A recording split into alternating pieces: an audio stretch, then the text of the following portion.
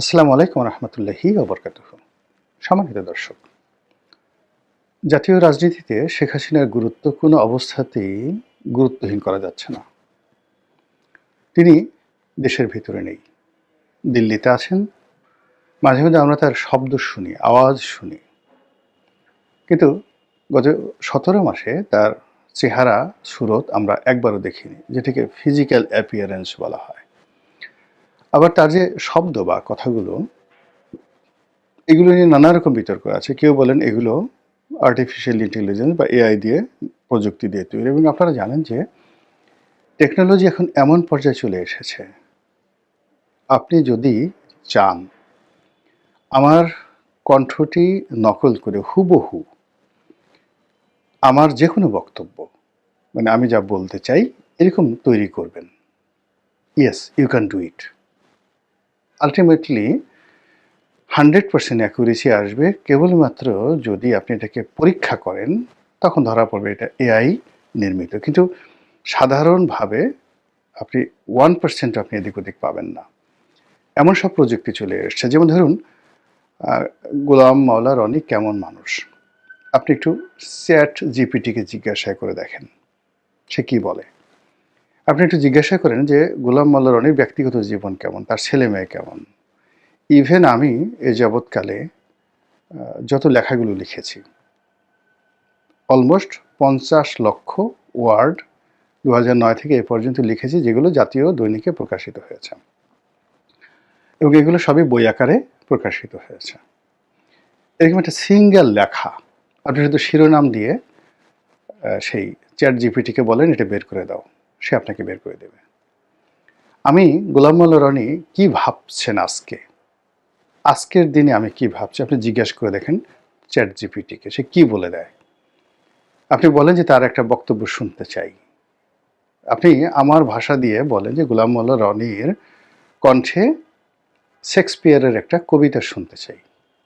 আমি তো কোনোদিন শেক্সপিয়ারের কোনো কবিতা আবৃত্তি করিনি, কিন্তু দেখেন আপনাকে চ্যাট জিপিটি একেবারে হুবহু আপনাকে সেই আমার কণ্ঠ শুনিয়ে দেবে শেক্সপিয়ারের যে কোনো একটি কবিতা বা যে কোনো একটি ডায়ালগ। এই হলো প্রযুক্তি।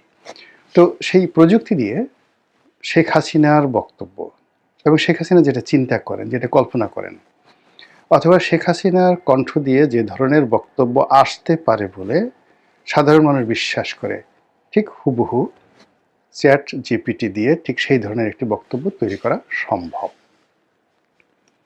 ফলে যারা প্রযুক্তি নির্ভর তারা বলছেন যে শেখ হাসিনার বক্তব্যগুলো এআই নির্ভর, কাজেই তার ফিজিক্যাল অ্যাপিয়ারেন্স ছাড়া আমরা বিশ্বাস করব না যে তিনি সুস্থ আছেন, স্বাভাবিক আছেন, ভালো আছেন।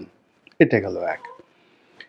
কিন্তু শেখ হাসিনা নিজে বললেন, কিংবা তার যারা লোকজন রয়েছেন তারা চ্যাট জিপিটি দিয়ে বা এআই প্রযুক্তি ব্যবহার করে তার কণ্ঠটিকে দিয়ে যে রাজনীতি করছেন, what ever maybe, does not matter, নিজে বলুন বা এআই দিয়ে তৈরি করুন, কিন্তু এই কথাগুলো পুরো বাংলাদেশকে তোলপাড় করে ছাড়ছে। দিল্লি থেকে তিনি যাই বলছেন, সংবাদের শিরোনাম হচ্ছে, সোশ্যাল মিডিয়া তছনছ হয়ে যাচ্ছে, সরকার প্রতিক্রিয়া দেখাচ্ছে, রাজনৈতিক দলগুলো নানা সমীকরণ তৈরি করছে, আর আওয়ামী লীগের যারা লোকজন তারা খুশিতে নাচছে। শেখ হাসিনার বয়স 80 বছর হয়ে গেছে, ডাজ নট ম্যাটার। তারা মনে করছেন যে 88 বছর বয়সে যদি ডক্টর মোহাম্মদ ইউনূস দেশ চালাতে পারেন, তো শেখ হাসিনা তো তার সাথে আরও বেশি সুস্থ, দেশ পরিচালনা আরও বেশি অভিজ্ঞ, এবং দেশ চালাতে তো আপনার মানে যাকে বলা হয় শারীরিক শক্তির দরকার নেই, তার ডিজায়ার, তার উইল ফোর্স, তার সিদ্ধান্ত গ্রহণের ক্ষমতা। তিনি যদি প্যারালাইজড হয়ে বিছানায় শুয়ে শুয়েও বুঝতে পারেন যে দেশ কিভাবে চলছে এবং কি করা উচিত, তিনি তো সিদ্ধান্তগুলো দেবেন। তো কাজে আওয়ামী লীগের লোকজন মনে করেন যে শেখ হাসিনার যে যোগ্যতা, তার অভিজ্ঞতা, তার দৃঢ়তা, তিনি হাঁটাচলা করতে না পারলেও শুয়ে যদি থাকেন, তার ব্রেনটা যদি ঠিক থাকে, তাহলে তিনি যে কোনো মানুষের চাইতে বাংলাদেশে যারা আছেন তাদের সবার চাইতে দেশ ভালো চালাতে পারেন। আওয়ামী লীগের লোকজন মনে করেন তিনি কেবল বাংলাদেশের রত্ন নন, তিনি এখন বিশ্বরত্ন। এই পৃথিবীতে যারা পৃথিবী শাসন করছেন এই মুহূর্তে, সেই পৃথিবী শাসকের মধ্যে একমাত্র চীনের প্রেসিডেন্ট শি ছাড়া অন্য কেউ সরাসরি শাসনকার্য প্রণালীতে গত ১৫ বছরের অভিজ্ঞতা নিয়ে শেখ হাসিনার সমপর্যায়ে নেই। ২০০৯ সালে শেখ হাসিনা যখন শাসন ক্ষমতা শুরু করেছিলেন, ঠিক সেই সময়টাতে বিশ্ব যে সকল নেতৃবৃন্দ ছিলেন তারা কেউ নেই একমাত্র চীনের প্রেসিডেন্ট ছাড়া। আর রাজতন্ত্রের দেশে রাজারা আছেন, সৌদি আরবে রাজারা আছেন, তারপরে ইরানে খামেনি সাহেব আছেন, কিন্তু তারা শেখ হাসিনার মধ্যে কেউ শতভাগ একেবারে অ্যাক্টিভলি জুডিশিয়ারি, এক্সিকিউটিভ, মিলিটারি সবগুলো তিনি এক হাতে হ্যান্ডেল যেভাবে করেছেন, এটা আসলে শেখ হাসিনা সাহেব কেউ করেনি। এই কারণে আওয়ামী লীগের যারা নেতাকর্মী, তাদের যারা প্রতিপক্ষ যতই শেখ হাসিনাকে স্বৈরাচার, ফ্যাসিবাদী যা কিছুই বলুক না কেন, তারা মনে করেন যে তিনি গণতন্ত্রের জন্য, রাজনীতির জন্য, সুশাসনের জন্য, দেশের উন্নয়নের জন্য ল্যান্ডমার্ক। তো ওই যে তার যে কণ্ঠ, সেটা এআই নির্মিত হোক কিংবা তিনি নিজে বলুন, হোয়াট এভার মেবি, আওয়ামী লীগের লোকজন এটাকে মনে করছেন তাদের মানে প্রাণবায়ু। তারা যে বেঁচে আছেন, এই বেঁচে আসার নিঃশ্বাস প্রশ্বাস হলো শেখ হাসিনার বক্তব্য। এরপর দ্বিতীয় যে বিষয়টি রয়েছে সেটি হলো সরকার।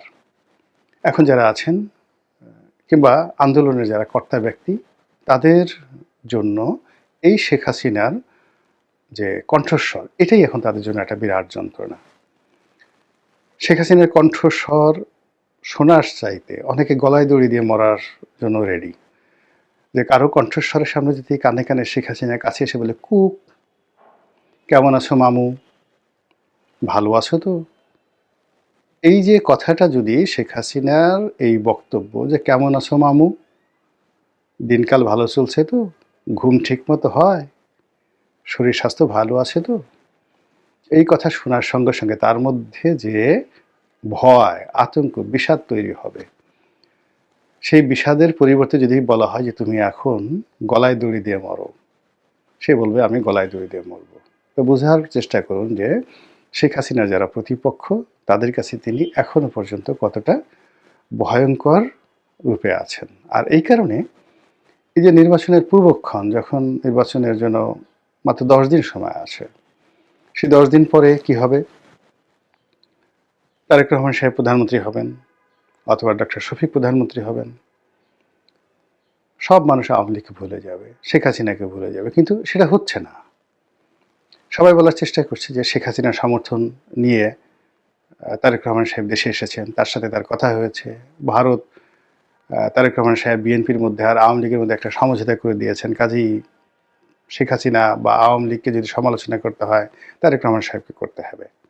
বিএনপির লোকজন বলার চেষ্টা করছেন যে আরে এটা কি ধরনের কথা, জামাতও তো দিল্লির সাথে যোগাযোগ করছে। রাষ্ট্রদূত পর্যায়ের যারা কর্মকর্তা, তারা কি গিয়ে এই জামাতের আমিরের সঙ্গে দিল্লিতে লন্ডনে দেখা করেননি? বাংলাদেশে কি তাদের মধ্যে একাধিক বৈঠক হয়নি? এগুলো পত্রপত্রিকায় এসেছে। কাজে তাদের সঙ্গে যদি শেখ হাসিনার একটা সংযোগ হয়, যোগাযোগ হয়, তাহলে অস্বাভাবিক কি? সবাই তো সেই কাজগুলো করছে। আর অন্যদিকে কথাবার্তা যত সরকার শুনছে, ডক্টর মোহাম্মদ ইউনূসের সরকার, তাদের তত পালপিটেশন, মানে আমরা যেটাকে পালস বলি, মানে এই যে হাতের যে পালস, সেই পালসকে আঞ্চলিক ভাষায় আমরা বলি পালপিটেশন। পালপিটেশন গরম হয়ে গেছে। তো যখনই শেখ হাসিনার কথা বলা হয়, পালপিটেশন গরম হয়ে যায়। এবং আপনি দেখেন, খালি যদি সুযোগ পায়, ঢাকার শহরে 1 ঘন্টা মানে সবার গলায় একটা করে ঢোল থাকবে, আর প্রতিটি পাড়া মহল্লায় সেই ঢোল তারা পিটাবে 10 জন করে লোক, আর খালি বলবে শেখ হাসিনা, শেখ হাসিনা, শেখ হাসিনা। আপনি দেখবেন যে পালপিটেশন কাকে বলে। হাসপাতাল ভরে গেছে। হৃদরোগ ইনস্টিটিউট যেটা আছে, ওই হৃদরোগ ইনস্টিটিউটের সামনে যার দাঁড়ানোর জন্য একটা টিকিট যদি কেউ ওই সময় বিক্রি করে, দেখা যাবে এক একটা টিকিট 1 লাখ 2 লাখ টাকা করে বিক্রি হবে। খালি একটু দাঁড়িয়ে তার হার্টবিটটা চেক করবে এসে, এরকম লোকের সংখ্যা বেড়ে যাবে অনেক। খালি 1 ঘন্টা যদি সময় দেওয়া হয়, শেখ হাসিনা আর একটা করে ঢোলে বাড়ি দেবে জোরে, জয় হোক শেখ হাসিনা, এই একটা, আর কিছু না, জয় শেখ হাসিনা, জয় শেখ হাসিনা, আর একটা করে ঢোলের বাড়ি, তছনছ হয়ে যাবে। তো এর কারণে কি হচ্ছে, এই যে নির্বাচনের মাত্র 10 দিন আছে, সবকিছু সেটেল হচ্ছে, হওয়ার পরে তারপরেও শেখ হাসিনাকে নিয়ে আলোচনা থামানো যাচ্ছে না। তিনি কি পালিয়ে গেছেন? তো পালিয়ে যদি গিয়ে থাকেন, তার কি লজ্জা শরম নেই? তিনি এখন সেখানে এখনো পলাতক অবস্থায় আছেন, সামনে মুখ দেখাতে পারছেন, অথচ বড় বড় কথা বলছেন। আবার প্রতিপক্ষ বলার চেষ্টা করছেন, কিসের পালানো? তিনি তো রাষ্ট্রীয় প্রোটোকলে গেছেন। তাকে সেনাবাহিনীর হেলিকপ্টারে করে নিরাপদ জায়গাতে নিয়ে বিমানে তোলা হয়েছে, তাও আবার সামরিক প্লেনে তোলা হয়েছে। এরপর সামরিক প্লেন ইন্ডিয়ান সরকারের অনুমতি নিয়ে সেটা ইন্ডিয়াতে গেছে। ইন্ডিয়া সরকারের কাছে তাকে রাষ্ট্রীয় মেহমান রূপে হস্তান্তর করা হয়েছে। তারপর সামরিক প্লেন চলে আসছে। এটা কি ধরনের কথা? কেউ কেউ বলার চেষ্টা করছে, আরে তিনি তো এখনো পর্যন্ত, মানে আর বললাম না, এখনো পর্যন্ত আছেন তার পদ পদবি নিয়ে। তো এই যে পরস্পর বিরোধী কথাবার্তা, সেই সব কথাবার্তার মধ্যেই আওয়ামী লীগের ভেতরে বাইরে, আওয়ামী লীগের পক্ষ বিপক্ষ, দেশের ভিতরে দেশের বাইরে, যেখানে বাংলাদেশের রাজনীতি নিয়ে কথা হচ্ছে সেখানেই অনিবার্যভাবে আওয়ামী লীগ চলে আসছে, শেখ হাসিনা চলে আসছে, এবং এই ভোটের মাঠে আওয়ামী লীগের আতঙ্ক বা আওয়ামী লীগের প্রেম, আওয়ামী লীগের প্রয়োজনীয়তা বা আওয়ামী লীগের অপ্রয়োজনীয়তা, এটাকে বাদ দিয়ে কোনো রাজনীতি হচ্ছে না। এবং 12 তারিখ সারা দিন যারা নির্বাচনে অংশগ্রহণ করবেন তাদের সকলের পালপিটেশন গরম থাকবে এই আওয়ামী লীগের ভোটের আতঙ্কে। ভোট কোন দিকে যায়, কার দিকে যায়? এটি কি হুজুরের দিকে যায়, নাকি এটি লন্ডনী মুফতির দিকে যায়? এটি কি জান্নাতের দিকে যায়, নাকি এটি চান্দার দিকে যায়? এই বিষয়গুলো নিয়ে যে আলাপ আলোচনা হচ্ছে পর্দার আড়ালে, সেটাই দেখবেন যে আগামী রাজনীতি নিয়ন্ত্রণ করবে। মহান আল্লাহ আমাদের সবাইকে হেদায়েত দান করুন এবং হেফাজত করুন। আসসালামু আলাইকুম ওয়া রাহমাতুল্লাহি ওয়া বারাকাতুহু।